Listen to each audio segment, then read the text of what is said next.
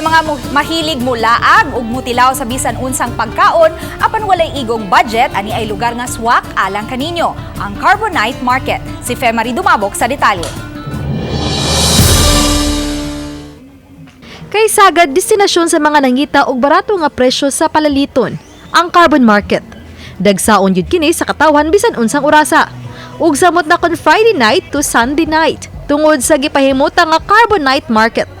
Dinhi imong matilawan ang lain-laing mga pagkaon nga imong kinaham. Sa pagsud pa lang sa Arco, mutagbo na dayon ang nagkadiyang mainom kay kahibaw tingali ang mga tindera nga uhaw kaayo ka gikan naglakwat siya. Unya na dayon ang unlilitsyon baboy sa kantidad lang nga 280 pesos.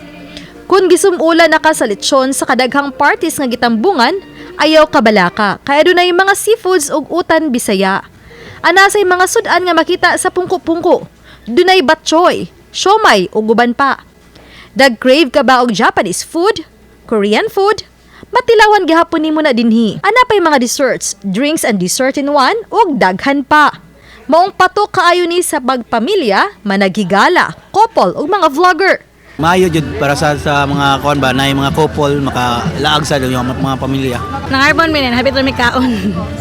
Mas naka-tinuod bang makabarato? Oh, sulit din marato.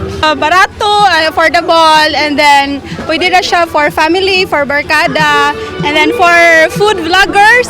Welcome mo dali kay daghan yun dahil lahi mapilian. Kining magbarkada nalingaw ug nabusog na sa gisaw-an nilang 300 pesos lang nga balor sa lechon baboy, mga pusog ilimnon. Maayo siya meso kanang nakatabang sad siya sa mga monolupyo nga makatinda. Aside from that, ma-exist ang ato ang tourism kay naay mga dayuhan sa dili ra kayo locals ang magbisita sa atong Carbon Market. Ang night market dakong natabang sa mga gagmay negosyante, sama lang nining batsuyan nga mukita og di maubos sa 9,000 pesos ang gabi. Ikumpara sa 3 ngadto sa 4,000 pesos tibok adlaw sa ilang original nga pwesto. Dako kay tabang oy kay sa muta ka kung kusog ang halin o kanang makakuan sa kaya ang amo ang kauban sa nga estudyante makabaon siya. Gitunan karon sa nagdumala sa Carbon Market og Cebu City LGU ang posibilidad nga himuong matagabi ang weekend Carbonite Market. Uban ni Cleofer Lumayag, ako si Femari Dumabok.